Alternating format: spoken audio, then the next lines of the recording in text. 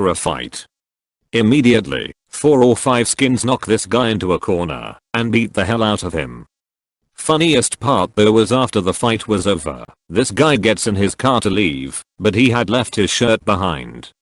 So someone from the party brings it out to him. This guy rolls his window down to accept his shirt, and the partygoer gives him one last punch in the face as a going away present. I was in Peru hanging out at an art show pretty late. One of the guys I was talking to was this 17-year-old bloke from Hamburg, Germany. We were all pretty knackered. I asked him what he was doing in Peru. I was there to do research for a book.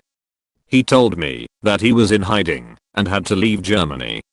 A year ago he was participating in a protest and they were throwing rocks at the riot police. He was being handed rocks to throw and was just chucking them. Then someone handed him a lid Molotov, and when he threw it, it went into a police car and burned 2 police officers alive. He said as penance for what he had done, he decided to dedicate the remainder of his life to learning to become a shaman/medicine man and to help others.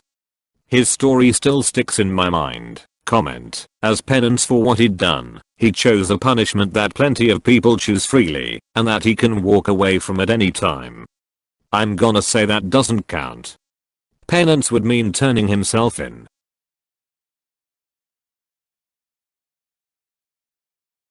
I had someone tell me that he molested his daughter when she was an infant because he was angry and thought that his girlfriend had cheated on him and that she wasn't his biological daughter.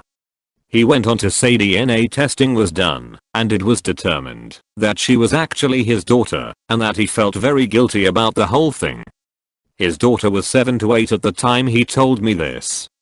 I literally spent a night tossing and turning thinking about it, and finally decided I had to report him.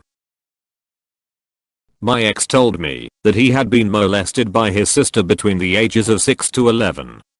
She was 9 to 14. His dad walked in once and didn't do anything.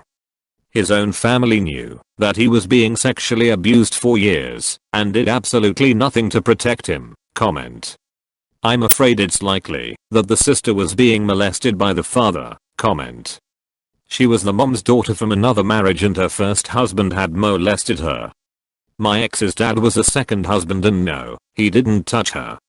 He just didn't care that she touched his son. If my ex was still in love with me, I wouldn't be married to you.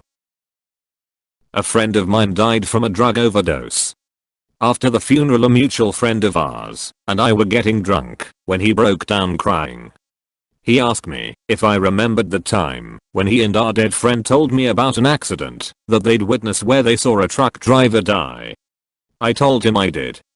He then told me the most ducked up shit. He said that our friend ran up to the dying man and stole his wedding ring, and that the man couldn't do anything but look up, terrified, at our friend as he was being robbed. I knew they were bad into drugs, but I never thought they could do anything like that.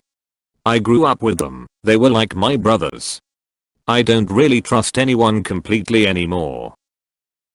The second year, after I graduated from HS, all of us in the graduating class, 22 total, went on a camping trip. One of the dudes got really drunk, and we were just catching up when he confessed that to the whole class.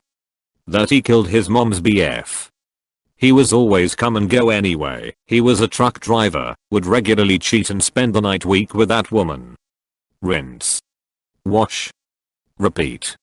Him being Maya was no cause for alarm. He also was abusive towards his mother. He has gotten into fights, pulling him off his mom. We all just looked at each other. The dude who was sitting closest to him just patted him on the back, and we passed him the joint. I don't think anyone has brought it up since. Had a buddy tell me his friend drunkenly confessed to him that he had killed his stepdad and made it look like a suicide. His stepdad had been abusive towards him and his mom for years, and it finally broke when he made it look like his stepfather had hung himself in their garage. I don't know who the friend was. I was never given a name or much else of the story. A coworker told me she went all Angel of Mercy and smothered her elderly, dementia-ridden grandmother while she was sleeping. The next Monday in the office was definitely a weird one after that particular happy hour confession.